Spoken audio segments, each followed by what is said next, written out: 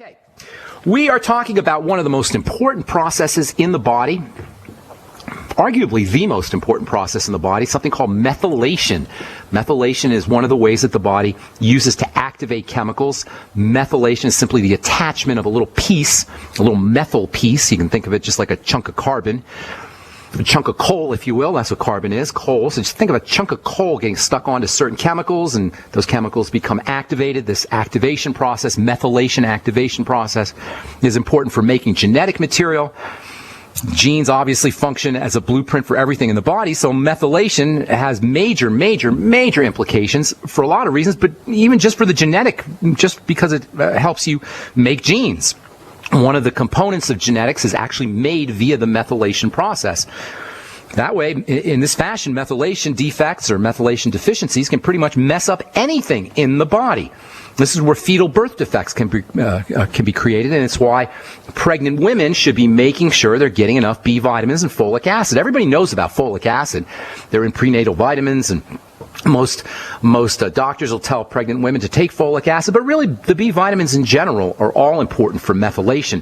B vitamins, as we said earlier, are eliminated out in the urine. It's very easy to become deficient in the B vitamins. Very easy, especially if we're eating the standard American diet, which depends on enrichment rather than natural B vitamins. It's really easy to become deficient in B vitamins. And sometimes I wonder how much of our health crisis, how much of our degenerative disease crisis in this country is really related to something as simple as B vitamin deficiencies.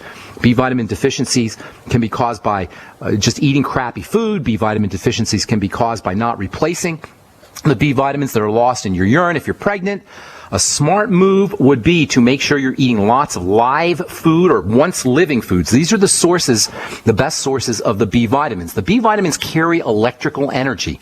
How this happens is one of the most incredible processes in all of biochemistry and biology. I'm not going to get into it, but suffice it to say, electricity rides on the B vitamins. The B vitamins are electrical carriers, electricity carriers. They carry electricity into the cells and into the energy producer of the cells, the mitochondria, and the B vitamins are super important for what's called electron transport. Basically, that means energy.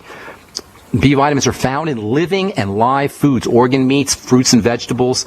Plants in general are great sources of the B vitamins, but because they're energy vitamins and they help living entities, plants or animals, conduct energy. Once a plant or an animal dies, once you pick the plant out of the ground or once you slaughter the animal, the B vitamins tend to dissipate, and they are the most fragile of all the vitamins when it comes to, or among the most fragile of all the vitamins when it comes to eating food. So if you're going to get your B vitamins from food, make sure you're eating as fresh as possible, and make sure you're eating foods that were living or once living. Raw foods obviously are going to be a great source of B vitamins. Beyond Tangy Tangerine is also a great source of B vitamins, and pregnant women would be very well advised to be sipping on the BTT throughout their pregnancy. Oftentimes I get questions about, can I take nutritional supplements while I'm pregnant? Can I use the Beyond Tangy Tangerine while I'm pregnant? The answer is not only yes, it's heck yes, or hell yes. It's absolutely yes, especially the B vitamins, which are so important for the genetics of the baby. Lately, there's been some research that suggests that folic acid supplements may be problematic. Folic acid is one of the B vitamins, vitamin B9 technically.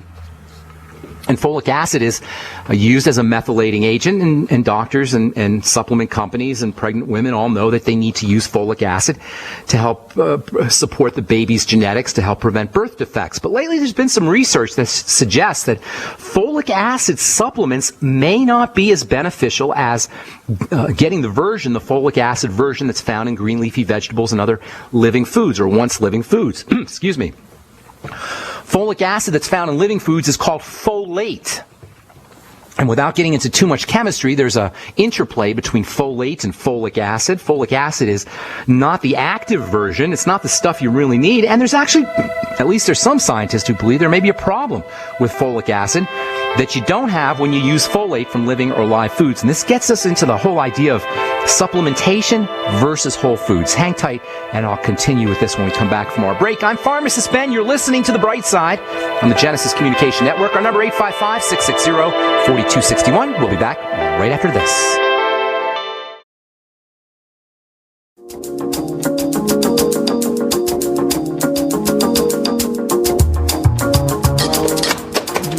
back to The Bright Side. Pharmacist Ben here. We're talking methylation, methylating agents, folic acid versus folate. Folic acid is well known as a methylating agent, so well known that it's standard supplemental, it's a part of a standard supplemental regimen for pregnant women. It helps prevent birth defects, but lately there's been some literature that suggests that folic acid may not be as beneficial as folate, which is the active form of folic acid that's found in green leafy vegetables and other living foods. And even worse, there's some researchers who believe that excessive intake of folic acid via supplements and via enrichment, folic acid is used to enrich grains and cereals. There's some researchers who believe that folic acid that's not converted into folate may actually induce genetic changes that may result in cancer. Now, I don't know whether this is true or not. This is just some researchers believe this, and there's not a lot of literature to support it yet. But there are some red flags. And I'm not saying you should toss out your folic acid supplements. And it's just like, it's preliminary, put it that way. There's some preliminary research that indicates that folic acid may be problematic. Folic acid supplements may be problematic. I'm just putting it out there for you guys to know. And it's always a better idea to get your nutritional, your vitamins and your cofactors, your minerals, etc., from foods. Nobody argues that. I often get people saying, well, I don't like to supplement. I want to get everything from foods. And point well taken. You know, I wish we could get everything from foods. I've said this so many times before. I'll say it again. Supplementation is just a necessary evil. We don't know what's in our foods. There's no way to know what's in our foods. There's no way to know what's in the soil where the foods are grown. There's no way to know what's in the plants that the animals are eating. So we just don't know what's in foods, not to mention processing and storage and cooking, etc. So supplementation is just as problematic as it is. Supplementation is just something, in my opinion, that you have to do. Supplementation is not optional if you want to fully maximize, fully leverage your God-given ability to heal, to renew, to regenerate, to grow, to be vital, to be anti-aged, to extend your longevity without degenerative disease. You just have to supplement, in my opinion. That having been said, when it comes to folic acid and folate, you'd probably be well advised to make sure you're eating lots of green leafy vegetables. And it's always a good idea to make sure you're eating lots of green leafy vegetables and plants and vegetation anyway. But especially if you're pregnant, you'd probably be well advised to make sure you're eating your organic, pesticide-free, GMO-free vegetables and plants, etc. One of the most interesting of the methyl carriers, the methylating agents, is something called TMG. We talked about this a little bit yesterday. TMG goes by the name betaine. You'll get betaine in your ultimate enzymes. You'll see betaine in most digestive enzyme supplements by the term betaine HCL. Betaine HCL designates two components that have nutritional value. You get a 1-2 punch when you use betaine HCL. You get betaine and you get HCL. HCL can lower the pH of your digestive juices. It can help improve heartburn or gas or bloating that some people get after meals.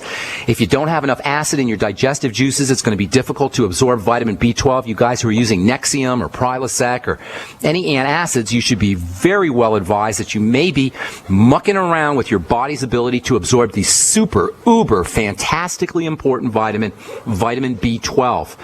Especially if you're on Nexium or Prilosec or antacids for long term. Vitamin B12 absorption requires a low pH in the stomach, and that's why it's a really good idea to make sure that you're using some ultimate enzymes after your meals, for not only for the digestive enzymes, but also for the betaine HCL. HCL means hydrochloride, and it can help lower the pH of your digestive juices, of your stomach juices. That'll improve the way your enzymes work. That'll improve the absorption of proteins, and it will especially improve the absorption of the all-important, the crazy important vitamin B12. Important for blood health, important for nervous system health, important for brain health, important for bone health, important for liver health. It's important for multiple, probably important for every system in the body. And then you get the betaine part.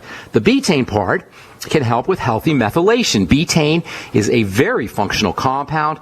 You'll see it in skin cleansing products and shampoo products, cosmetic products, because it has this reactivity and a gentle agent, a gentle sort of activity that makes it an ideal sudsing agent. cocamidopropyl betaine or coco betaine. You'll see oftentimes on your shampoos. I used to use coco betaine a lot. I loved actually coco betaine in my shampoo formulations and cleansing formulations because it can suds even though there's oil. Usually sudsing agents won't suds if there's oil present, but you can get some nice foaming and oil softening of the skin and softening of the hair. So it makes a really nice ingredient for shampoos. Very gentle, very mild. Although the sudsing and cleansing powers have nothing to do with its ability to activate other chemicals, its methylating properties, it does foam well. That's just as an aside, and you'll see it in facial products, facial cleansing products, body cleansing products, etc. It's also an effective thickener, so shampoo manufacturers and cleanser companies that make cleansing products will use it to thicken as well as to create a nice jelly quality as well as for their foaming.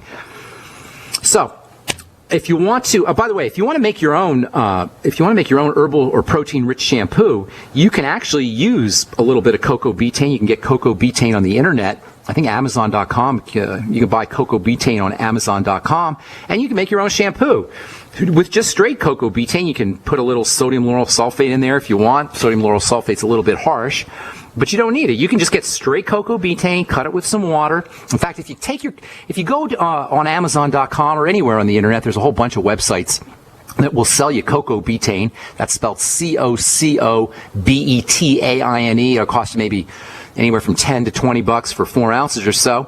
You can take your coco betaine. You can maybe use 1/5, 20% or so coco betaine, 1/5 of your final formulation, and then dilute it with an herbal tea, a chamomile tea, for example, or a comfrey tea, or peppermint tea, or you can blend comfrey and chamomile and peppermint with your coco betaine.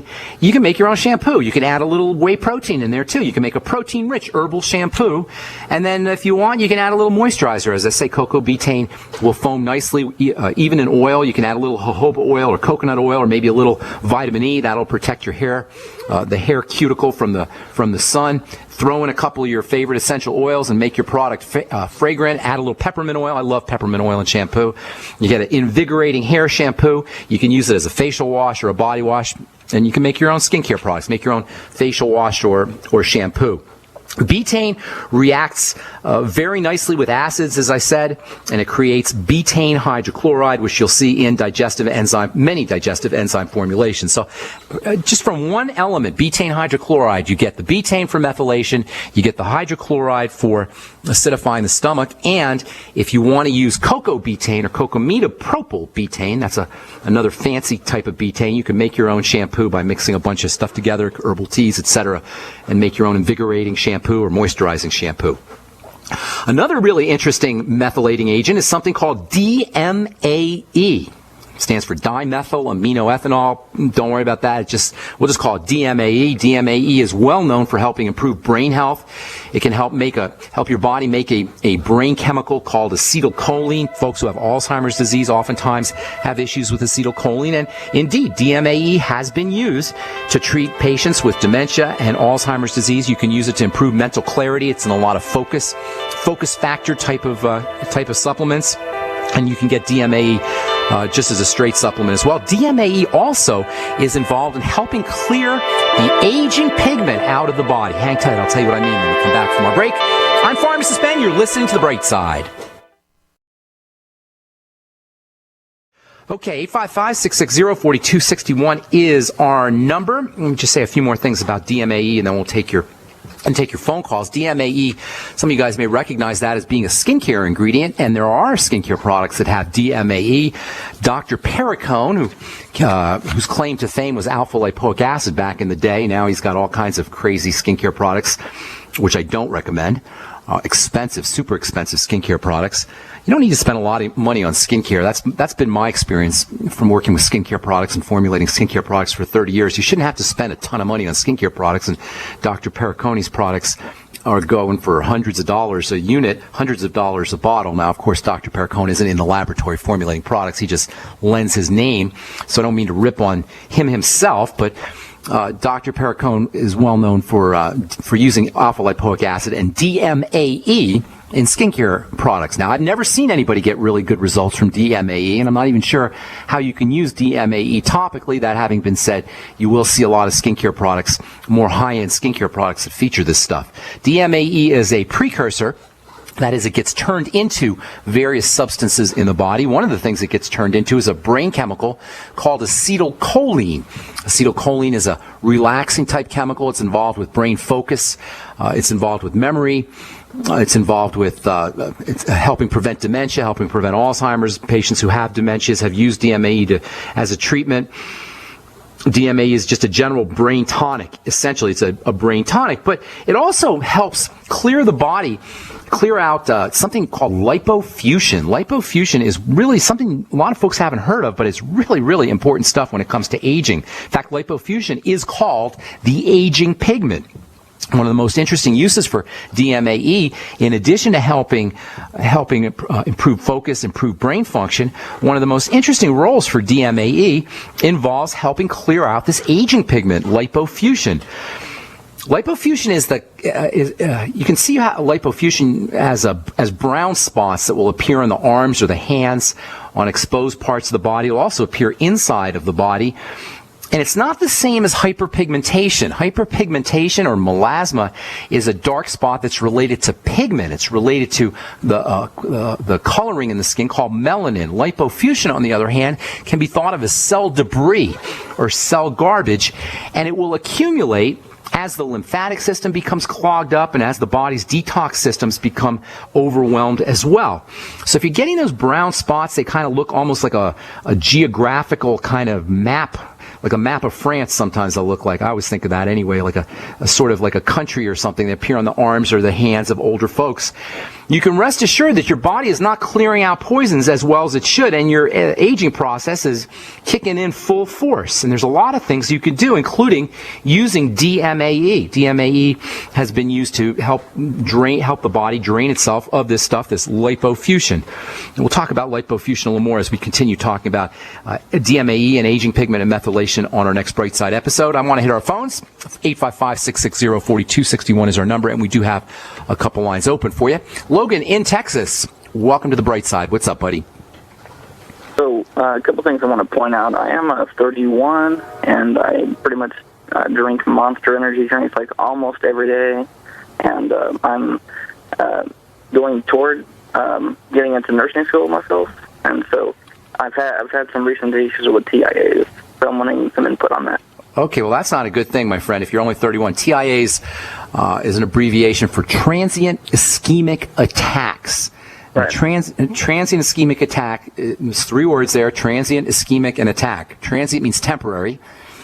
Ischemia is a condition in the body where you don't get where parts of the body don't get the chemistry that they need, don't get the chemicals and nutrients that they need. Ischemia means a lack of chemistry, a lack of chemicals, basically a lack of nutrients, and an attack means something's going wrong in your body. A transient ischemic attack means something's going wrong in your body temporarily due to a lack of nutrition. And by lack of nutrition, I mean a lack of nutrition to the cells.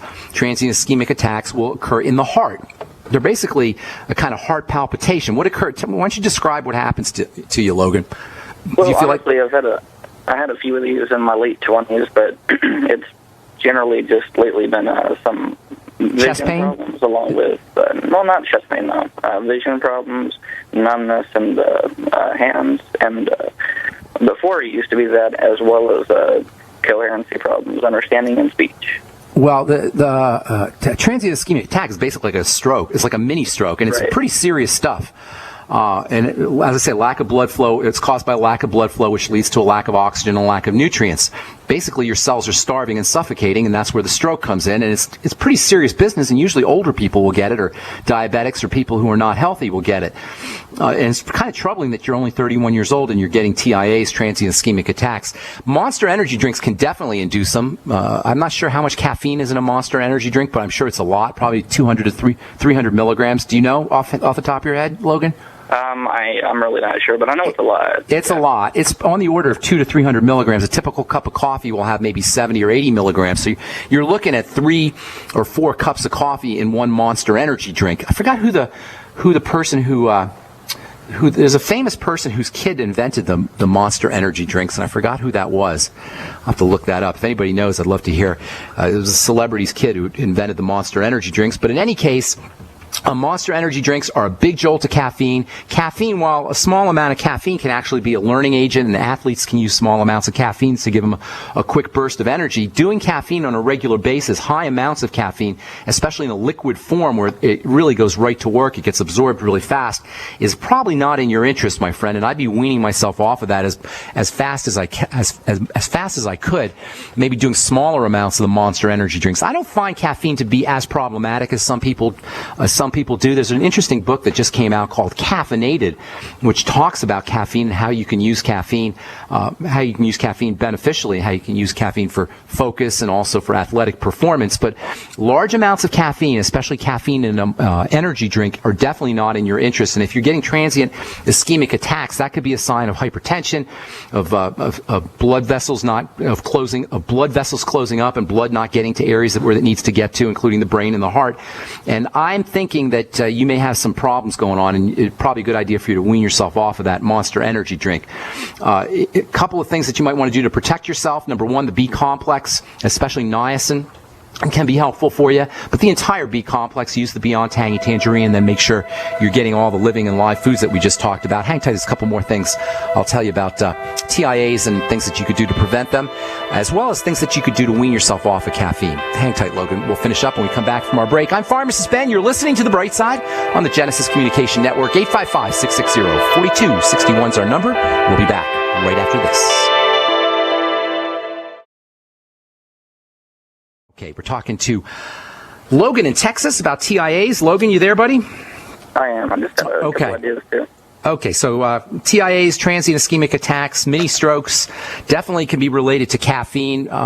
Did some research while we were on break. 240 milligrams of caffeine in a Monster energy drink. There's about 80 milligrams or so in a cup of coffee. So you're looking at roughly around 3 cups of coffee, and you're getting it in a big, intense dose, like in a liquid format. It's going right to work. It's a lot of caffeine.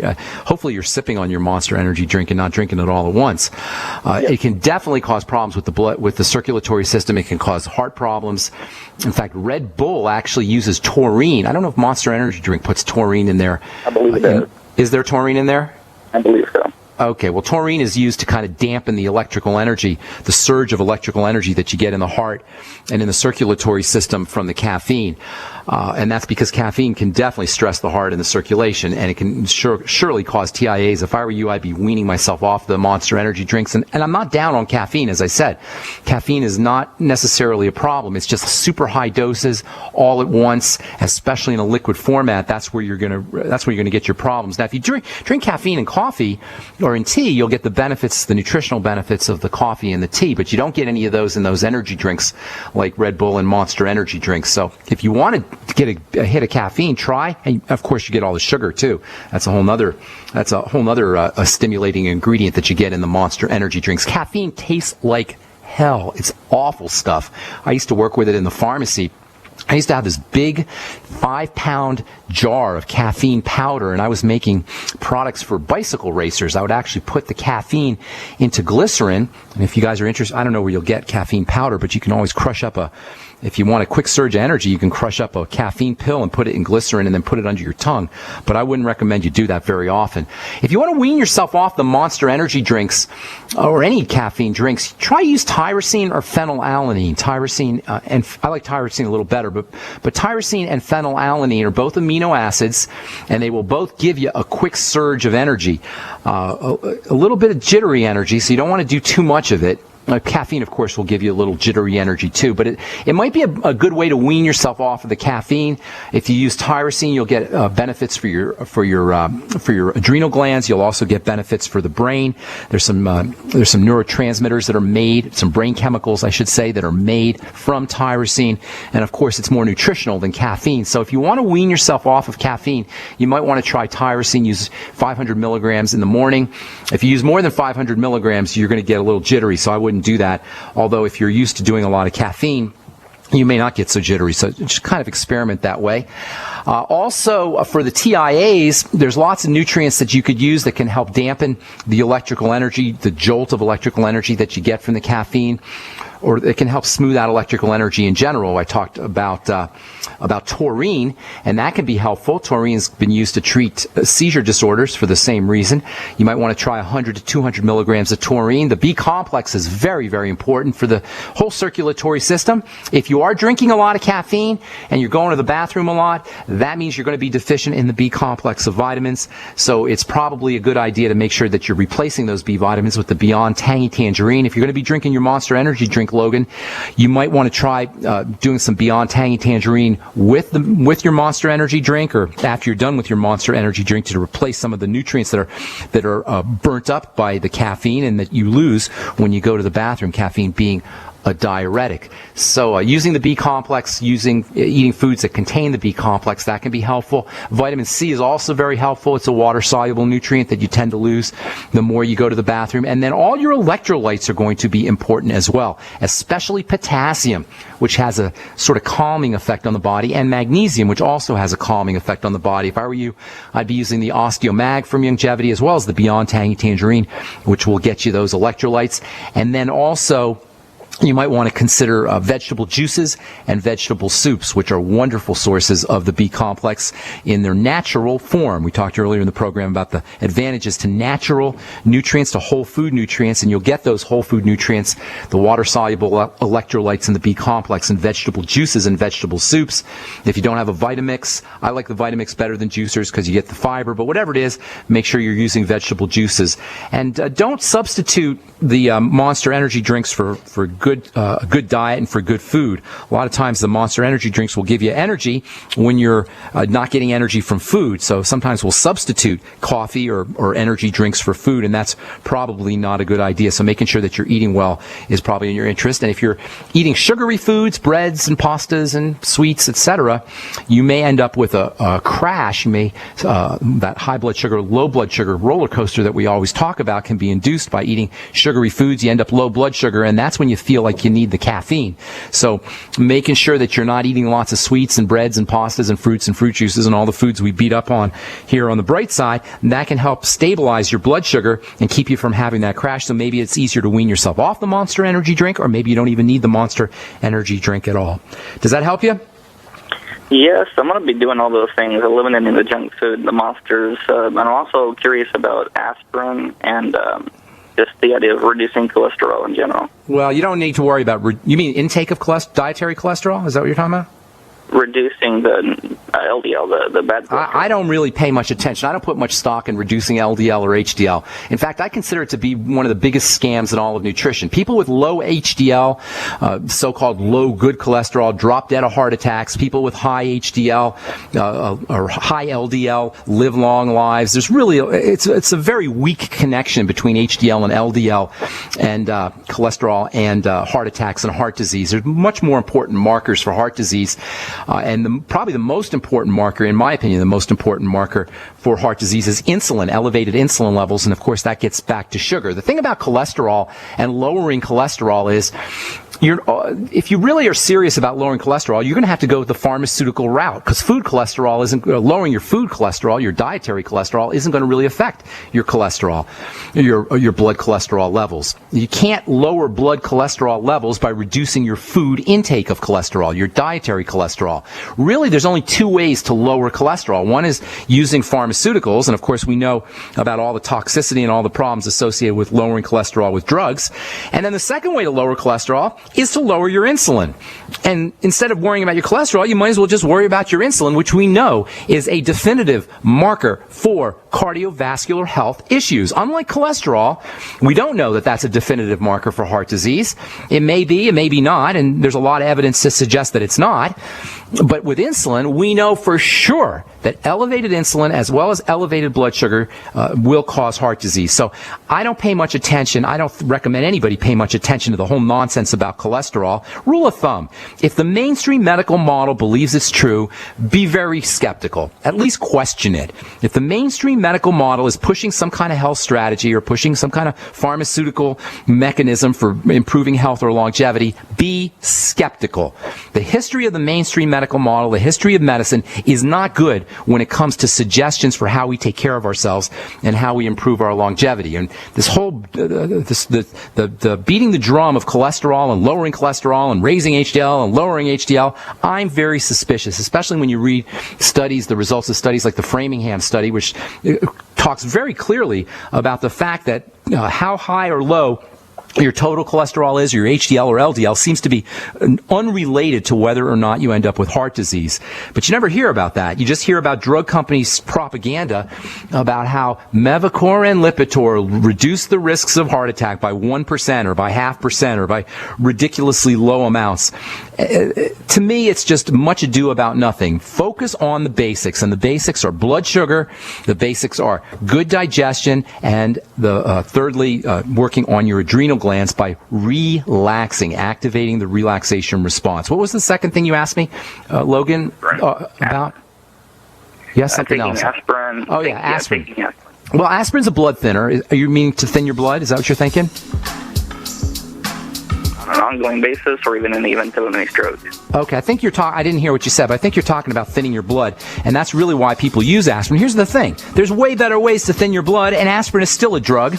And even though it's probably not as toxic a drug as many other pharmaceuticals, it's still a drug, and you don't need it. If you want to thin your blood, the best way to do it is by relaxing. Blood clots when we're under stress, especially relaxing using deep breathing techniques. Nothing will thicken your blood faster than hypoxia, low blood oxygen. So simply by deep breathing, you can go a long way towards improving the movement of blood through the circulatory system. There's a couple other things you could do. Thanks so much for your call, Logan. I appreciate it. EFAs, by the way, great way to thin the blood. All right, we'll continue talking about methylation tomorrow on the bright side. I'm Pharmacist Ben. Have a wonderful, beautiful day, folks. We'll talk to y'all later. Bye for now.